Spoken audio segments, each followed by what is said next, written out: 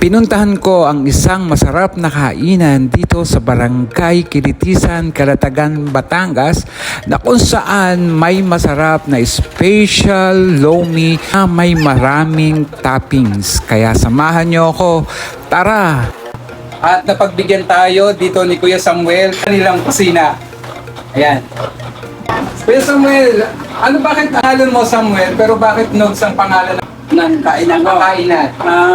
Hinango yan sa palayaw ko ng mga barkada ko dito. Ang tawag nila sa akin ay sinugnog. Dahil ang kulay ko sunog. Kaya ang tawag nila sa akin sinog. Kaya ginawa ko, nilagay ko sa pangalan ng kainan ko, Nogs, para madaling matandaan. Wow! Okay. Paano nagsimula itong lumihan? Nagsimula ito 2020. Okay. Pandemic. Dati may ang kainan ko para sa mga magsasabong. Magsasabong? May Oo. sabungan ba dito? May sabungan. Okay. Ay, nag-pandemic, nawala na ng sabong hanggang sa nagluto kami ng lomi. Yan, hanggang sa natagal. Dumami. So, ibig sabihin yung niluluto mong lomi para sa mga sabungero? Oo, taka sa mga taga rito na rin. Tapos hanggang sa nagustuhan na nila? Ito sa lokal na. Talaga, Okay. nagugustuhan na nila. Hihintayin natin itong sumula. Bago natin lagi. So, sino ba yung mga customer mo dito, kuya? Pag weekend, ang karamihan naming customer ay mga rider, taga Maynila na yan. Okay. Tapos pag Lunes hanggang Biyernes, taga mga lokal naman, ang karamihan. Okay. Sige. So, kaya pala kilalang Nogs dito sa Calatagan, Batangas. Tsaka pag kung gusto nyo madaling ma-locate ang lugar namin, naka-google na rin kami.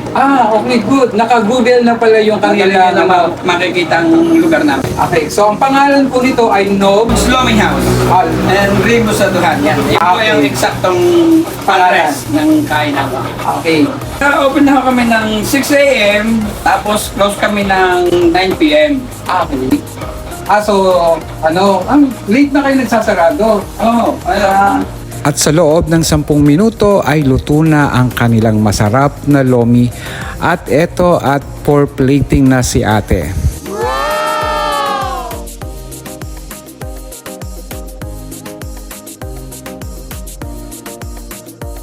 Tikman na natin ang kanilang napakasarap na lomi. So, itong lomi nito ay nagkakahalaga ng 90 pesos. At meron itong chicharon, meron Shanghai, meron silang chicken fillet, gulay, may itlog, at syempre, itong kanilang nagpapalasa at nagpapasarap na toyo na may kalamansi. At syempre, hindi mawawala yung kanilang sili. So, tikman natin guys.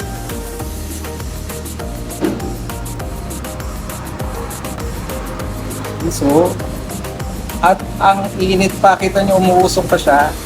Lagyan natin na toyo. Tikman muna natin yung kanilang noodles.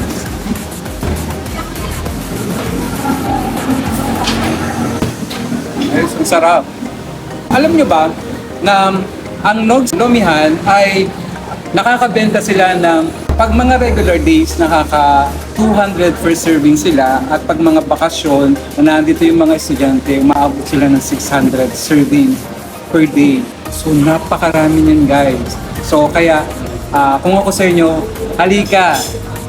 At hindi lang lomi ang siniserve dito sa Nogs Lomi House, kundi meron din silang mga tapsilog, long silog, pork silog, at meron din silang mga pila o order na ihon, kanton, niki, at may mga palabok pa sila.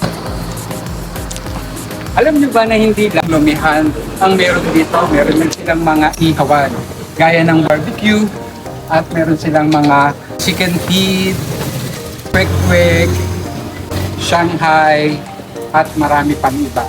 So marami kayong pagpipilian, hindi lang lomi, hindi lang mga tapsilog, meron pa dito mga chicken.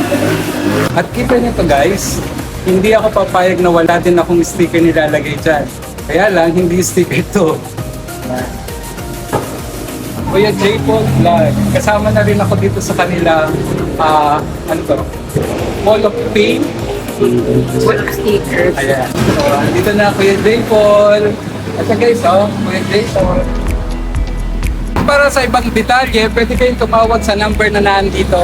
Bago ka pa lang dito sa YouTube ko, don't forget to like, share, comment, subscribe, and hit the notification bell para sa mga susunod na video. Bye! See you on my next vlog!